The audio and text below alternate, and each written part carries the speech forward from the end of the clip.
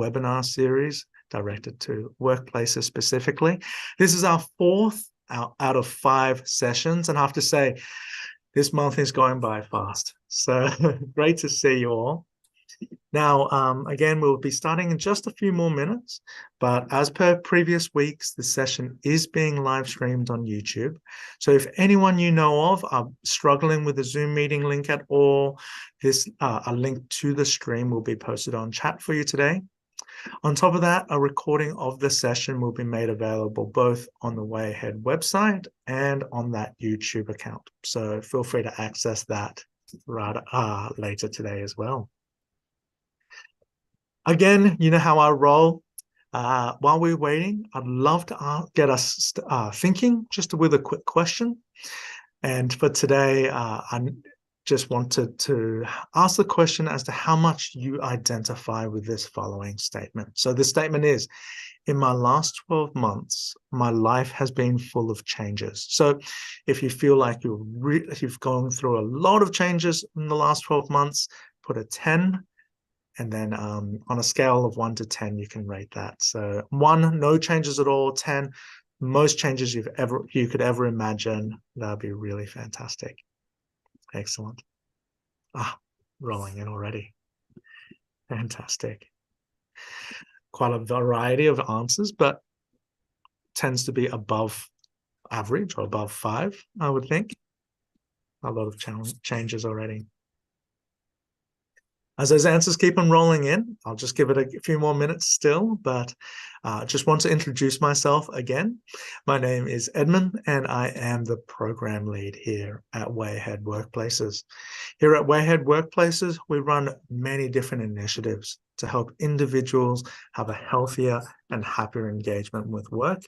We're a non-for-profit organization in this area. And of course, if you do have any questions for Gagan in this session, make sure to pop them in the Q&A section. We have a few members of team who'll be monitoring that, and we'll direct Gagan to answer any questions that you might have as a result of today's session. Excellent. A lot of responses already. Wow. All right, let me get started on today's session then. Before we start though, in the spirit of reconciliation, I want to acknowledge the traditional custodians of country throughout Australia and their connection to land, sea, and community. We pay our respects to the elders past and present and extend that respect to all Aboriginal and Torres Strait Islander people joining us today. Welcome again to our week 4 of our Mental Health Month series, where we'll be exploring the topic of we all have a role to play in the workplace context. Now, we've explored a range of topics related to that, ideas related to that topic over the last month already, whether it be around relationships with other colleagues or the effects of having too much or too little work. Now, today, I'm really excited to have Gagan join us this week to explore the topic of life transitions. She joins us today from Transitioning Well, and we'll be talking on a topic that is extremely close to my heart. I genuinely love hearing from Gagan and the team at Transitioning Well around this topic. Gagan is a principal psychologist with a background in therapy, coaching, and leadership development, supporting individuals, teams, leaders, and organizations as a whole in nurturing workplaces where people can grow, contribute, and flourish. So it's my great privilege for me to get to know her and for me to introduce you to her today. Let me pass the floor to Gagan. Thank you so much. Thanks, Eddie.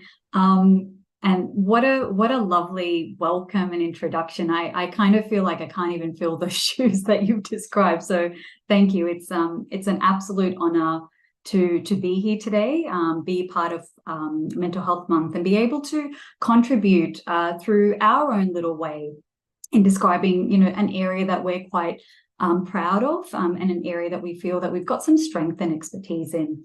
So everyone, hello and welcome. And I can see there's quite a number of you in the room. So thank you for actually taking time out for today. As Eddie said, my name is Gagan. I'm currently working as a psychologist for a boutique consultancy called Transitioning Well.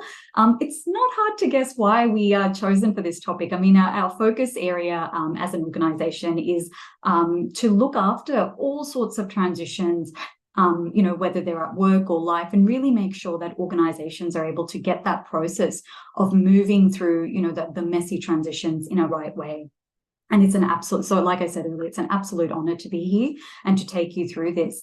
I think Eddie would have mentioned that, so far in the series, we've talked about relationships. I think the last session was covering being over or underworked. So there's been a touch on some really important themes.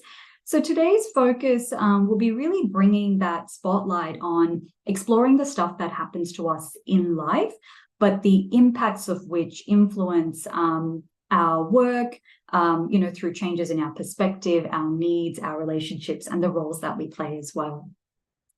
So before I get started, I'd also like to acknowledge the Gadigal people of the Eora Nation, who are the traditional owners of the land on which I'm delivering this session from. I'd like to acknowledge elders both past, present, and emerging, and pay my respects to anyone who has joined us today who identifies as Aboriginal or Torres Strait Islander. Welcome. If you have knowledge of the land that you are on, I encourage you to take a moment to acknowledge this, and please feel welcome to share that in the chat box as well. Okay, and with that, so today, what is on the agenda? We're going to explore transitions, what transitions actually mean, and how they impact how we feel and show up at work. And in doing so, we're going to look at how we can build our own toolkit of strategies to navigate transitions successfully and maintain our well-being and health at the same time. I do want to acknowledge before we launch into the activities and the content for today, that the setup is interesting. So obviously we're being live streamed. I understand that everyone is joining virtually, but we may have a bit of a split where some people might be sitting at their computer by themselves and joining us, while others might be, say, in a meeting room with others who are in their team at work and joining us through that. And what I've really tried to do is cater to both groups today.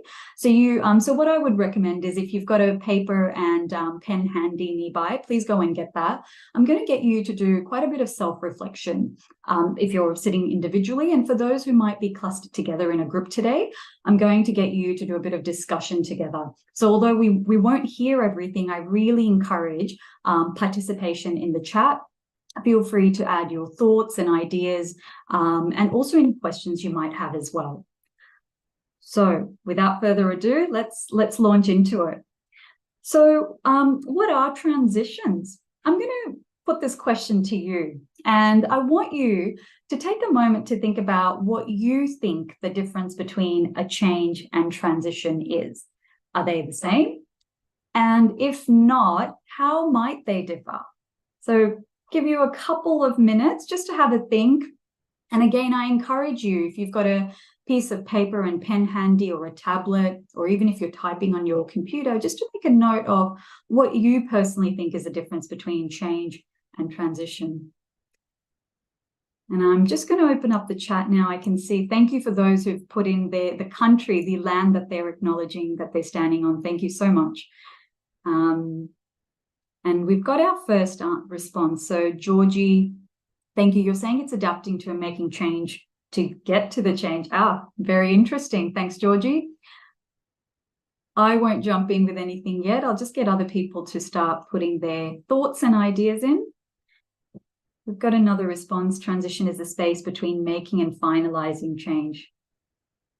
Very nicely articulated by our responses so far. Evolving towards a change. Transition could be a change, but not all changes are transitions.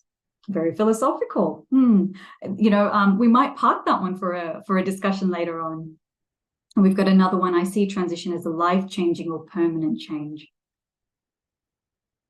I'm just going to read two more and then we'll move on. So I can see, it's at least got the process of thinking started. So transition is a process by which we deal with changes. And then another response is change is momentary, transition is long-term and impacts life and work in its entirety. Thank you so much, everyone. So as you can see, and what I can tell from the responses, there is a difference, and we all acknowledge that actually change and transitions are not the same, even though often we use the words interchangeably. So change, let's start with that. So change is constant, and it's a normal part of life, whether we like it or not. We all have to go through change in order to move through life, in order to learn and grow. It's actually a needed event or needed process. We experience so many changes in life. We develop from being young kids to adults. We finish school. We get a job. We also experience, changes like moving home, changes within our workplace. For example, moving to another location, changing teams, or it might even be small things like changes in our behavior, say in response to feedback at work or in response to changes we want to make to our life as a result. So change, we know, is a normal part of life. We generally tend not to enjoy it all that much because it is accompanied by a great degree of uncertainty and ambivalence.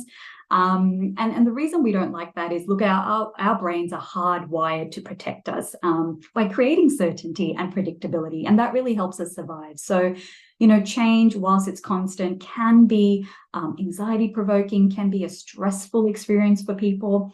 And it is the harder that that control or sense of agency is over change, the more stressful it can be for us, or particularly if we experience a lot of changes all at once. So whilst it's normal, I do want to acknowledge that it does have its downsides, particularly if it's constant or the degree of change is significant. So that's change. Now, transition, on the other hand, is not just a different way to describe change. It's actually the inner process that we go through to come to terms with a change that has happened. And actually, a number of you rightly pointed that out, that it's a process. It is different. And it's a process that happens to us as we let go of the way things used to be and reorient ourselves to the way things are now. So effectively, our new normal, or the new way that things will be for us from that time forward. So there's a bit of a process. Transitions don't just happen. We found from research that when we go through the transition process, we go through it as a result of internal or external change. So it's actually brought by a result of this change, whether that happens internally to us or, to external factors like we talked about. And we found that as we move from the current state, so which is, sometimes defined as our old normal, to a future state, which could be our new normal, the transition process itself has different phases. So what the research tends to show is that transition phase has three parts. So there's the moving in, which is where you've moved into the transition. You need to familiarize yourself with the rules, the norms, and expectations that this new way of working or new way of living has. Then the second phase is moving through. So once you've moved in, you're in that situation. You now must learn to balance your, the way you are, your actions, your thinking, your activities with other areas of your life as they move, through the transition. And then the final part of that transition phase is moving out. So you're ready to end that transition and you're starting to think about what comes next, and you're prepared for that next phase. Now, we will experience transitions, all of us, differently across our life, and not all of transitions are the same or will go the same, even if we have planned and hoped for them. So there's a little caveat. There's a saying that we may need to constantly rethink and learn and adapt to transitions and changes as they happen. So let's do a bit of a deeper dive into what that process actually looks like between the two of them. So change as it's happening to us, and then transition, which is that process. Change as the event that happens often means that things will be different for us after that point. So I think someone was saying, it means life changes. And look, it doesn't have to be the case that life is drastically different, but yes, there are some changes where life is no longer the same, and it really requires a big shift in you. Change means there are shifts in a situation, whether there are internal shifts or external shifts in your circumstances. Change is often visible and tangible. And I think that for me is a bit of a key between change and transition. So we can usually put words to change and we can describe what's happened. And often, if you peel your eyes and ears for what people are saying, they usually say things like, I've had a divorce, I've lost a pet, I lost my home, I got a new home, I changed jobs, I got a promotion, I had a child, I'm moving overseas. These are things that are really easy to label and quantify and even share with other people. So it's actually often easier to talk about change and describe it. And I'll get to where the barriers might be in transitions, but changes are generally visible and tangible. Change can happen quite quickly, sometimes without notice, and some changes do take a little bit longer, or they may have lots of steps in between. So lots of things are changing over a period of time. And often with change, it's about the outcome. So the change has happened, and now it's about what do we do with it. Transition, on the other hand, is different. It's a process. So what we mean by that is there may be a mental and emotional transformation that may take place, which really enables us to let go of the old, process what's happened, and make sense of the new. It's often a hidden and internal process. And unlike change, it's much harder to describe. So people may see the byproduct of this internal process when they feel something. And we'll go into this a little bit later, but, people might often say, look, I bought a new house, but I'm feeling a bit down. I'm feeling, disengaged or a bit confused. Or they might say, look, I lost a job. I'm feeling really angry. They might act out. So that internal process, whilst they might not be able to say, look, I'm going through something significantly internally, they may label it through the way they talk about their emotions. And that really is a good reflection of their internal state and how they might be processing that change. And I want to acknowledge while we're here that the internal process that comes with change, this transition phase and process can be really disorienting. It can be scary for a lot of people. It can be confusing and isolating. It all depends on what it is that has happened and how the person is dealing with it. And unfortunately, unlike change, which is a once and done, change has happened, transitions, on the other hand, the transition process can take weeks, it can take months. There are cases where it can actually take years, and there is nothing we can do to contain that, unfortunately. It really is a very individualized process. We can put supports around it, but sometimes it just has a way of taking its own course. So it's really important to acknowledge that. And I want to call out for those people who work with others, everyone in the room here would have relationships of some sort in life, but at work, you might be a colleague, you might be a manager, you might be overseeing a team, even if you're just a peer. It's really important to be okay with the fact that someone might be taking a little bit longer in their transition phase, because it can take quite a long period of time. And just to give you an example, I've got a story of someone who went through a really difficult family breakdown, and this person was actually in a managerial capacity, and they described their experience of this transition. It took them about 4 or 5 years to actually feel like a new functional self. So you can imagine in that time, they were feeling really stressed. They were confused. They've lost this old way of being, and it was really disorienting. And they often described this experience as just feeling like they're not like themselves, because they were, they had left that old state, old normal, and they were part of that transition, which can be quite disorienting. They got through to the end, but it did take quite a bit of time. So just keep that in mind. Now, it's helpful to note that, there's, like I said, that transitions have phases. Transitions also come in different shapes and sizes. There is no one size fits all transition process. And I think people are really surprised to hear this because we often place so much emphasis on the change itself and moving to the new normal that we neglect the process that supports us to get there to that new normal. So what you can see on the screen are 5 key transitions.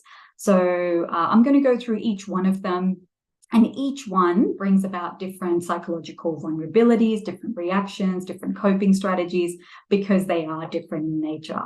So the first type of transition is expected. So these are things, major life events we expect to happen based on our social norms and based on, our development. So they're planned. They're often part of our life cycle, and they're relatively predictable. So it could be, for example, graduating and starting work. It could be starting a new job once you've been in a role for a period of time. It could be a change in careers, maybe a second career later on. It could be becoming a parent or retiring. So these are sort of expected phases. We understand them. And you can imagine with these, going through them might be disruptive, but people by and large get that they're going through this, and everyone does. So there's that sense of normality around it. Then we have the unexpected transition. These are disruptive events that don't follow an expected timeline. They're not really normal. And this could be, say, for example, a serious accident or illness has happened, which has transformed the way you might be doing and moving about. It could be things like a major surgery, sudden loss of a loved one. It could be a catastrophic natural phenomena, for example, a flood or a bushfire. So these can be quite stressful because of their unexpected nature. Another type of transition is a non-event. Now, this is when an unexpected event doesn't happen. So, for example, it's a bit of a brain twister, but for example, you have a birthday coming up, but you can't celebrate that birthday for some reason. Or you were expecting to get married at a certain point in time, but it just doesn't happen.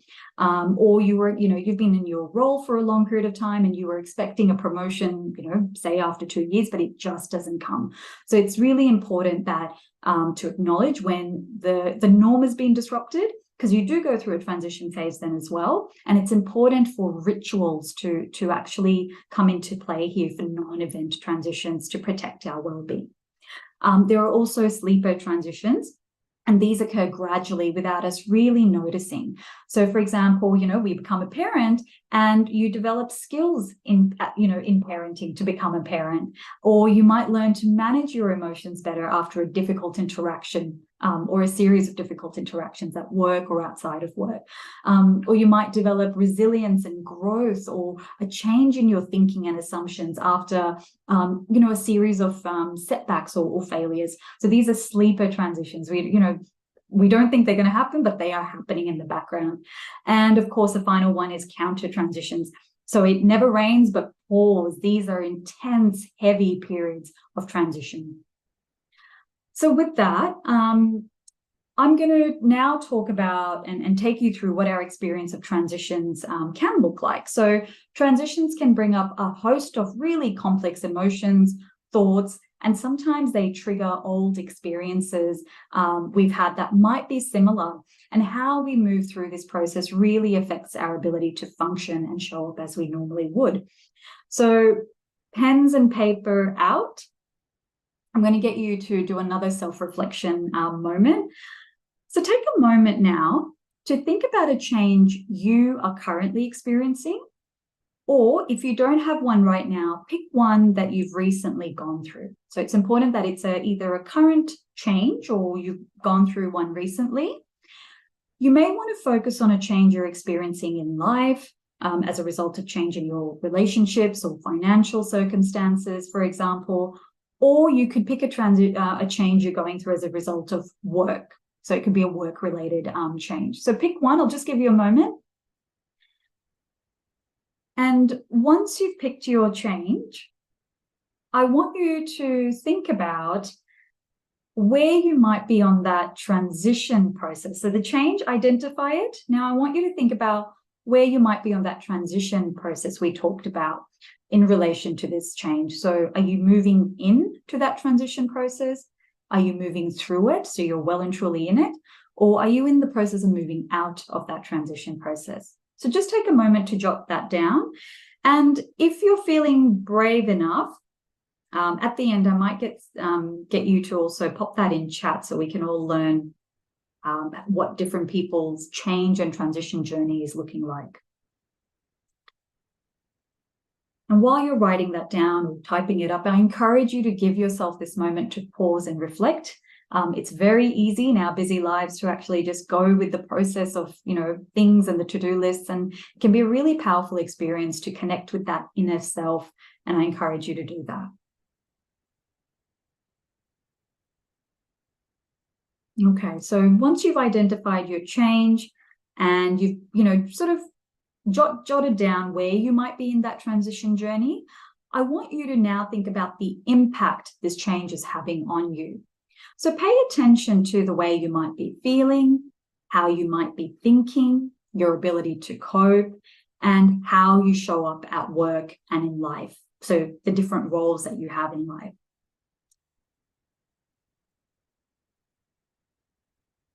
Oops, a little bit of a cheater there.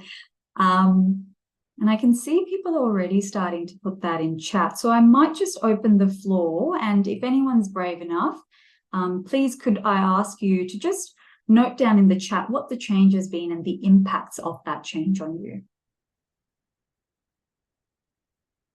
Okay, I can see, thanks Amy, I can see that you're saying that you've done some long-term postgraduate study and you're starting to mentally prepare. Yeah, fantastic. So Amy, I wonder if you're actually starting to move into that transition period now as you wrap up your studies. What about others? What are others sort of noticing as a result of, this change, where they are particularly, but also the impacts? Yeah, Jessica, thanks for your question. So you're saying the moving through phase. So the moving in, Jessica, again, just to recap, is when you've gone in, you're sort of orienting yourself and looking at, what the expectations and needs are of you in that transition. When you're moving through, you're actually actively moving through that transition experience and starting to adjust to your attitudes and behaviors and starting to settle into that new norm. And then the moving out is you've done transitioning and you're moving out of that transition phase into what this new normal looks like. Okay, so I can see other people have, they're leaving, for example, one person is leaving their current job, moving closer to family, currently in the process of packing up. So I can see in this, for this particular person, it's a process of packing up, but I wonder what's going on internally, very hectic. So there's a lot going on, okay. What else is there? Oh, fantastic. We have someone who is a mature age worker, returned to work, enjoying, but lost ownership of projects I had. So feeling angry and helpless. It's really important that you're able to label those impacts. So thank you.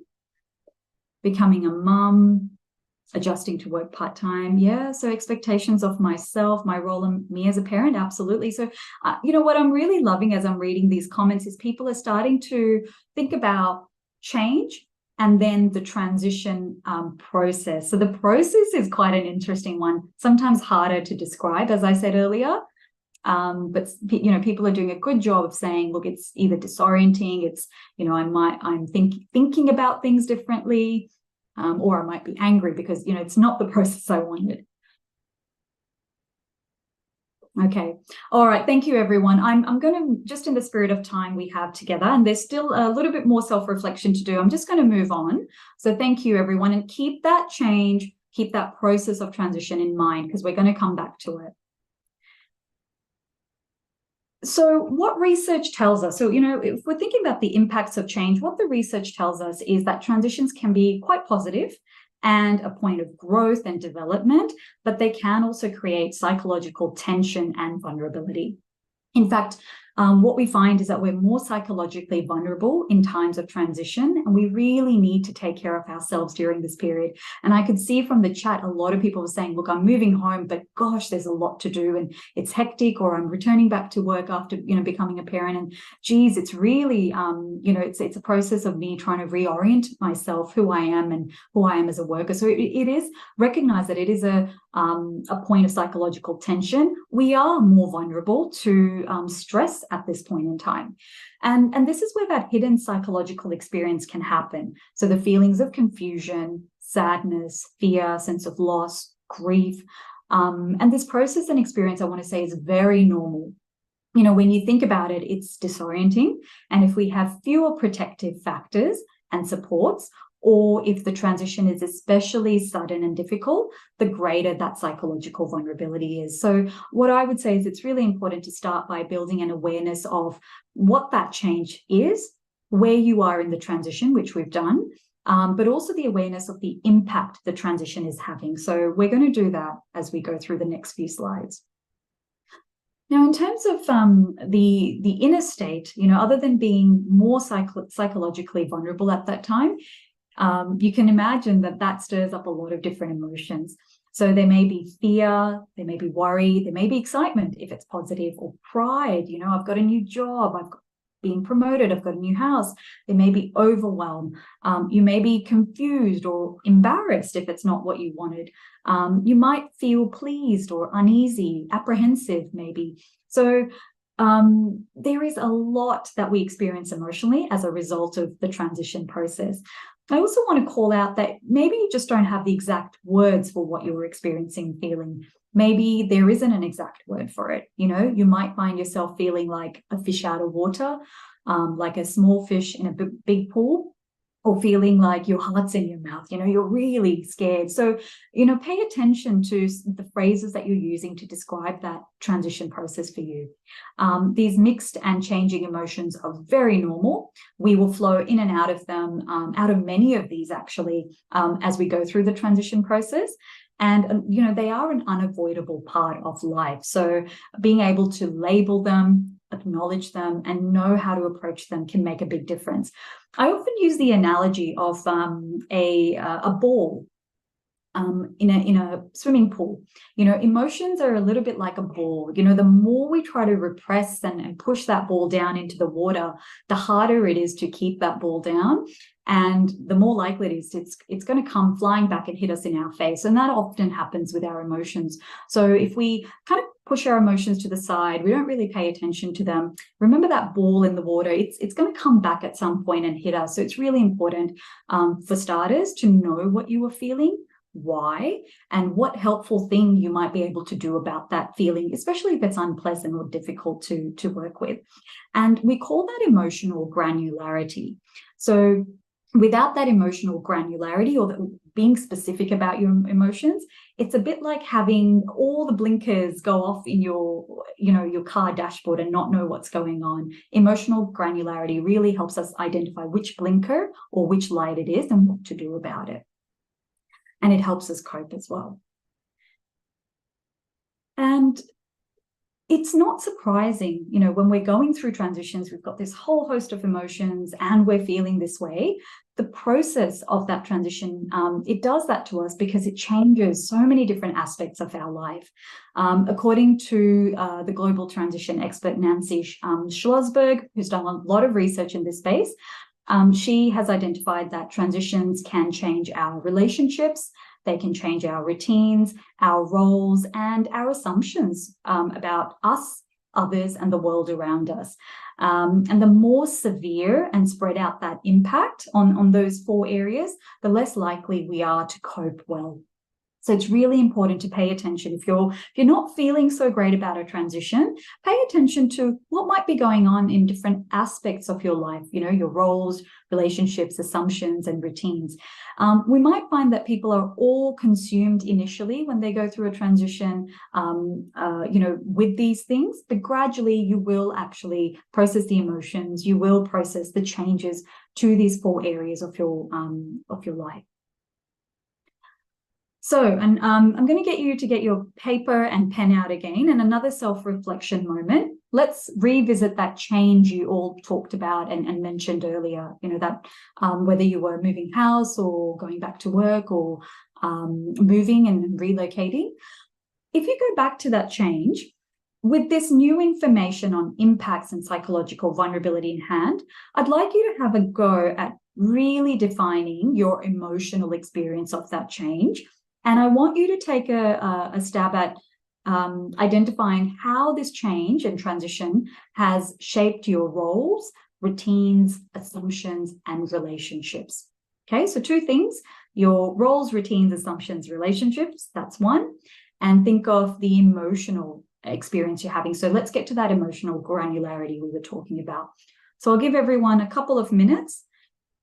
And for those who are Speedy Gonzalez, I'll let you put that down in the chat as soon as you're done, so I know how everyone is tracking. So yeah, I've just read the comment from Amy. Sorry, Amy. So let's call it emotional pinpointing, if that's easier.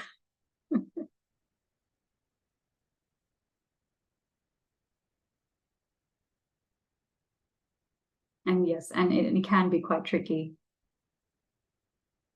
Sharon, the chat will be available. I think the slides and the presentation certainly will be.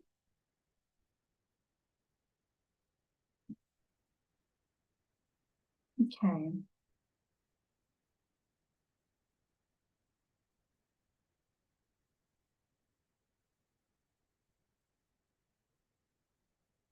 All right, so we've got some responses coming through now. Thanks, Ian, for that first response. So the emotional granularity. So you're worried, slightly stressed, there's an unknown future, you're feeling detached at current role. Ian, have a think also about how this might be shaping your roles, your routines as well. Pay attention to that too. Wendy, you've said defining boundaries with relationships during change, finding positive ways to interact. Yeah, so actually, it's that process. It sounds like, Wendy, you've gone into strategies, actually, which we'll come to in a minute.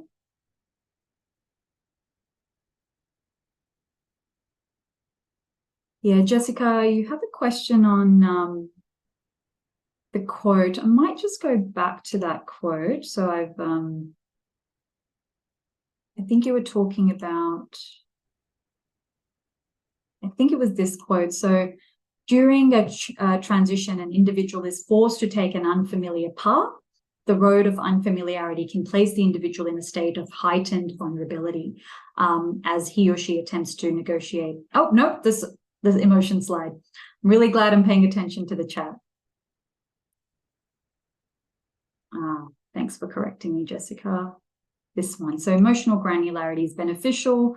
More granular experiences of negative emotions, especially, are consistently associated with better coping and mental health. So essentially what this is saying, so if you take emotional granularity, if you think about sand, I like using visuals and analogies. I think they help make concepts stick. If you think of the beach, it's really hard to and think of the beach as all the emotions you have. There's lots of grains of sand in that on that beach. You want to be as specific as possible. And the reason for that is the more you can label what's going on for you emotionally, the better you can actually cope and do something about it. So if you're feeling sad, you can actually do something about feeling sad. But if you say, oh, look, I'm feeling off, I don't know why, it's really hard to actually do something about that. Or if you say, I'm feeling frustrated and I'm feeling angry because of this transition, there's something you can do. So granularity of emotions, particularly if they're negative, helps us towards more constructive action. Okay. All right, so I might just move on. Thanks everyone for taking part in the chat. Yes, and feel free to ask any questions you might have. So I'm now going to focus the rest of our time on, what we can do to move through transitions effectively and successfully. So we've established that change is inevitable and will be thrown into transitions as a byproduct of change. So how can we navigate the many transitions that we face so we're not just coping, but also thriving? And it is possible to thrive through this process. So transitions are big and they're heavy and they can bring out a lot of strain and difficulty, but they are not impossible to manage. Being armed with the right tools to navigate them can actually make a big difference. And obviously with time to adjust to them as well. So we recommend 3 steps to help you adapt to the transition and manage it well. Firstly is approach the change. And that really is about identifying the way your transition has changed your life, where you are in the process of transitions, whether it's positive or negative, and whether it's had an impact on your roles, your assumptions, the relationships you might have, and also taking into account the reactions you might be having as a result to it. And I can say safely that we've just done that. So we've gone through that process. The next step is really taking stock of your resources and responses. So Nancy Schlossberg's research has identified 4 factors that I'll take you through in a minute that influence our ability to cope with a transition. And the 4 factors, we call them the 4 S's. So I hope you keep that in mind. If you take something away, take the 4 S's away. They're going to really help you sort of deal with any of the transition processes that you're going through, whether it's in life or at work. And then the third step is to really take charge. So once you've approached the change and labeled it, you've taken a stock of the transition and your responses, we'll work through that now, then it's about developing a plan and actually actioning it. You know, it's not enough to just say, I know what to do. It's about actually making tangible behavioral changes. I also want to call out, we all have a role to play. So whilst this might seem like it's the individual's responsibility to do this or the individual's role, regardless, the whole team might be going through a change at work, or as a manager, you might be going through a change which affects your team. Whatever the case is, a supportive environment makes all the difference to the way we move through the transition. So it's really important that, you know, when you do acknowledge or understand other people are going through that change, be there to support them, help them through this process. But if you're going through that change, don't feel like you're alone. You know, it's really important that you call out and reach out to others who can all play that role in your life and the transition. So for step number 2, let's go through the 4 S's. Now, we know that there are a number of factors that influence how we navigate transitions. And within those, there are a whole host of skills, strategies, mindsets, and approaches we can adopt. So in fact, you know, when you think of strategies, there's a range of them. So there's no one-size-fits-all strategy to help you navigate a transition. The skill here is in knowing yourself, considering all the ways that may help you navigate across that transition bridge. It's about knowing the situation, having supports and identifying where your supports are, and then having strategies to cope effectively. Now, I do want to say it's also important to identify any sabotages, internal or external, that might impact that transition process for you. So let's go through the 4 S's one by one. So situation.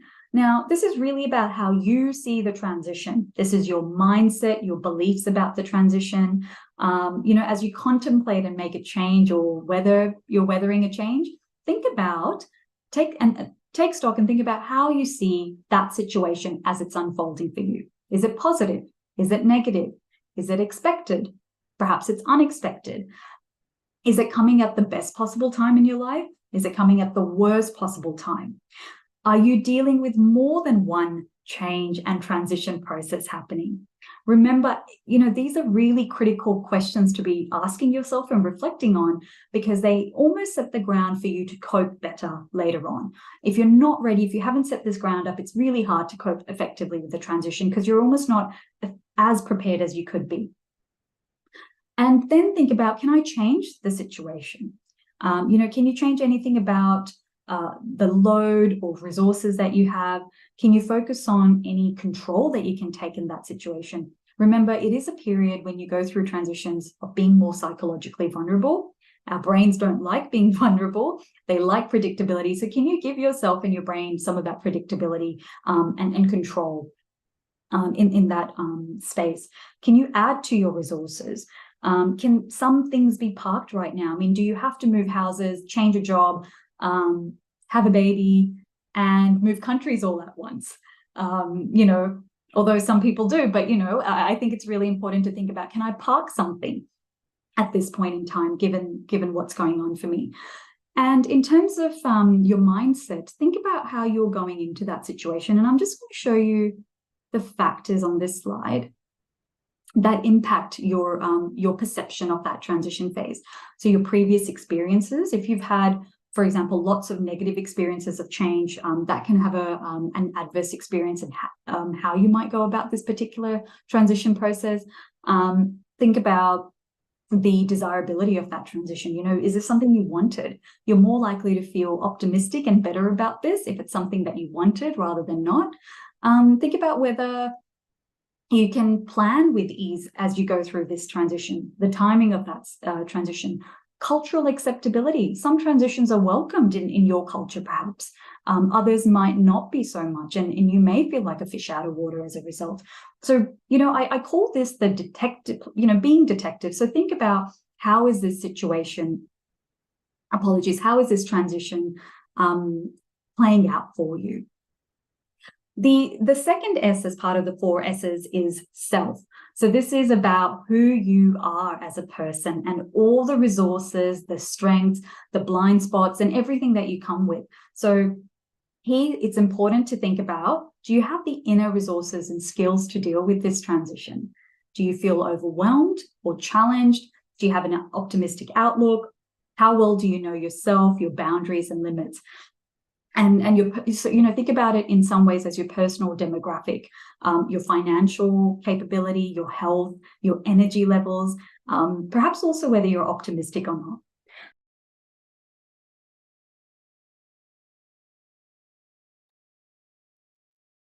Pardon me. And the reason I say that is it's really important as you go through the transition planning to know what internal resources and skill sets that you have to go into this phase.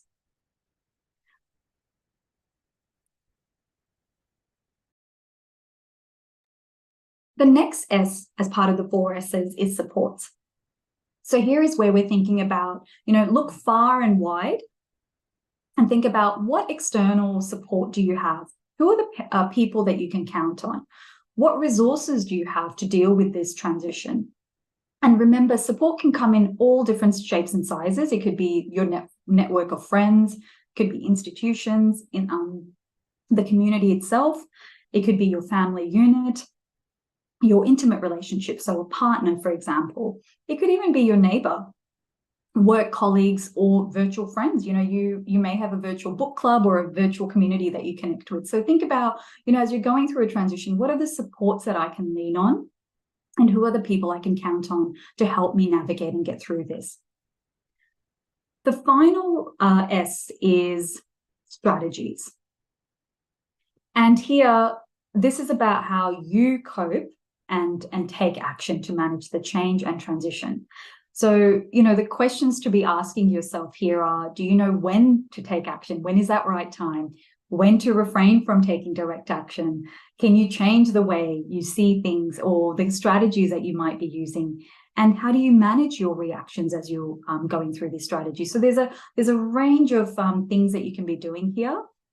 And having strategies, I have to say, really helps you cope and build that reservoir of agency internally to manage the transition process better. What you can see up on the screen are a range of strategies. I won't go through all of them, but I will call out a few. So modifying or changing the situation is a really good strategy. So here you might think about, what's working well for you currently, what's not, what's within your control, what can you change and adapt or adjust. You may want to think about reframing the situation. That could be reframing the meaning you attribute. And I'll give you an example. Let's say you've been demoted or you've been given a redundancy. It's not ideal, but I've known people who've actually reframed that situation to go, actually, it was about time I left that organization anyway. This is coming at a good time for me. Or this is actually going to give me more time to spend on other activities I was thinking of doing that I've never gotten around to, or spending more time with family. So can you see how, even though it may not be a favorable transition process, you can reframe it and it really impacts how you might feel and how you cope with it. Another really good strategy is to manage your stress response. Now, remember, when we go through transitions, it does create a bit of stress and anxiety. And there are so many things you can do to manage that. And that goes a long way in itself. So you may want to practice a bit of self-compassion, being kinder to yourself, recognizing it's normal. And everyone goes through, a different experience, and really just giving yourself a bit of space and time, giving you, cutting some of that slack, really. You may want to do a bit of mindfulness or meditation. Deep breathing is really effective to reduce that physiological stress response. You may just want to manage stress, go back to basics, eat, sleep, move. So, exercise and be social. You may just want to focus on those things to help you get through. So it's really important that you employ a range of strategies. And my tip is, if strategy number 1 doesn't work, go to 2 and 3 and 4 and 5. So have a range of strategies in place and always keep moving forward. So, building on that toolkit is critical. Okay. And it's not just up to the individual. So whilst I've given the 4 S's, which really help an individual plan and better define that transition and move through it effectively, there are lots of other things that all of us can do and play that role. So peers and managers, if you're in the room, there's quite a bit that you can do here. So you can check in with the person. You can be respectful of their experience. You can ask about what support looks like for that person. Remember, don't assume. Ask and understand what is critical for them. You may want to show them compassion and care rather than judgment, which is probably not what they need at that stage. You may want to try putting yourself in their shoes and think about how this might affect you if you were going through this transition. Provide stability and normalcy in your relationship with them. Whilst they're going through that turbulent period, going from old normal to new normal, your relationship with them may be that stabilizing, comforting factor. And just be available.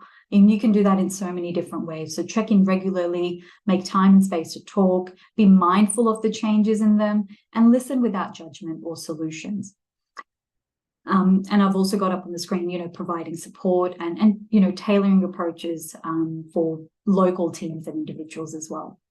There's a lot organizations at a collective level can do.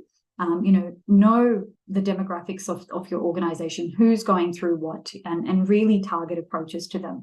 Build a learning culture so that people aren't afraid to speak up. They feel psychologically safe and they feel safe enough to actually learn about themselves and others. Support flexible work arrangements, particularly if a person's going through, a difficult transition period and they need extra support. Inclusive practices and policies. Normalizing the change and transition process, and other support. And I would say get transition experts into your organization. Think of the role that they can play. It could be through coaching, through training, or other sort of support practices. All right, we're almost at the end. Now we're at this part. I think I've still got a little bit of time. I want you to get the pen and paper out again. And go back to that transition we talked about, right through this session. And I'd like you now to have a go at thinking of how you can navigate that particular transition that you identified using a range of strategies. I'm going to bring the strategies page back up, but I'd really like you to make a note before this session ends. Action is critical. So remember to think about what are your areas of strength? How can you leverage these? What pitfalls do you need to be mindful of? And what strategies can you use? So I'm going to just take you back to the strategies page there. So I'll just give you a moment to have a bit of a self-reflection moment. Think about, there we go. Strategies. What could you do to cope better with and navigate through this transition effectively, knowing yourself, knowing the situation, the support, and the strategies you can see up on the screen. So it's really important you give yourself a bit of time for that. And again, as always, I'll say if you can pop some of your ideas and thoughts in the chat, that would be really helpful. I do want to call out for those who might be sitting together in a team. I would encourage you to, after this, maybe use 5-10 minutes to do a bit of a group discussion and really build that shared understanding in the room about how people are in that change and transition journey, how they might be coping, and it's a good opportunity for you to get a pulse on where they might need support. And can I just also say, if your transition was work-related and you might all be going through it as a team, it's important to actually devote time to maybe creating a bit of a plan based on the 4 S's.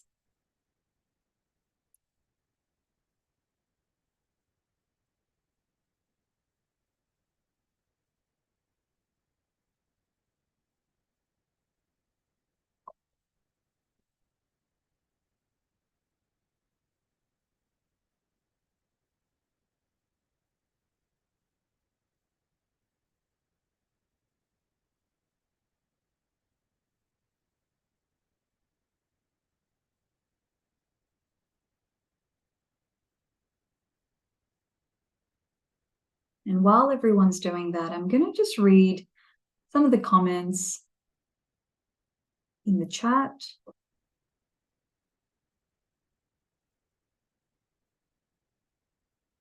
Thanks for that note, Maddie. I can see your work has actually, at your workplace, they've started doing meditation for 5 minutes. Yeah, I'm really glad it's helped. There's actually a lot of really good research about, research behind meditation and mindfulness, particularly in reduction of that physiological stress response that we experience. And that helps us in turn process information better and think with more clarity as well.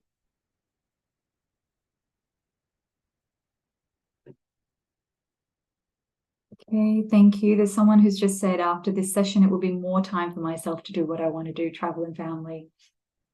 Okay, so it sounds like the session's really prompted a little bit of reframing and reevaluating of things. Grounding DBT skills, great. Yes, they're very effective. DBT, for those who don't know, is dialectical behavioral therapy. Very effective for emotional regulation.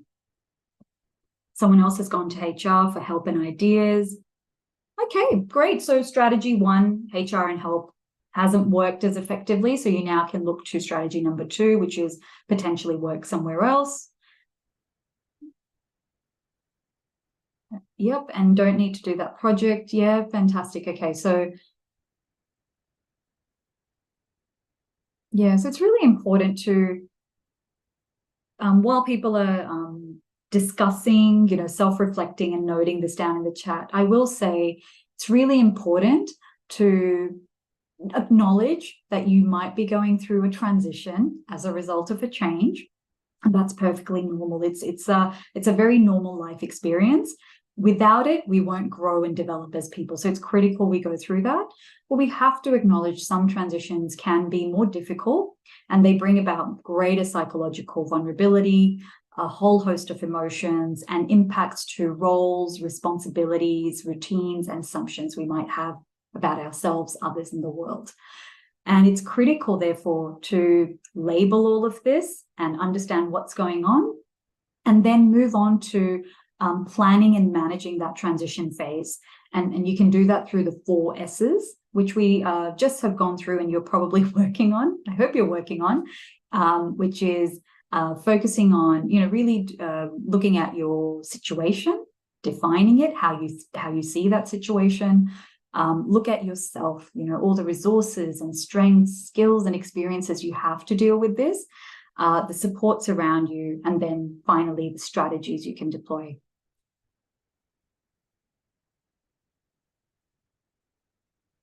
All right. Okay. So I might just, in the spirit of time, might just wrap up there. So thank you, everyone, for taking part in today. I've really enjoyed this session, and I hope you got a lot out of it too. I'm just going to go to the last slide, which is, there we go. And that's us. Look, if you want any more information, we're transitioning well. Our website is up on the screen, and I think you get a pack of the slides as well. So I would say happy transitioning and all the best. Eddie, back to you. Excellent. Thank you so much for that, Gagan. I really enjoyed that session as well. And I love that phrase, turn of phrase, being a detective in our own lives, looking strategically into our own situation, our own resources and capabilities, and then coming with a strategy to address it is such an important thought. Just a few words to wrap up as well. I did have a few links there on screen for you. One of which is the feedback form for these sessions. Now, they are really important for us here at WayAhead, and not only to constantly improve our sessions, but as well as that, to hopefully secure more funding so that we could have continued sessions like this on a year-to-year basis. Also, on top of that, we will have a recording of today's session sent out to you alongside with the slides as well. But for us, thank you so much again, Gagan, for presenting with us, and for all the participants. Thanks for joining, and hopefully we'll see you again next week. Have a good one, guys. Bye.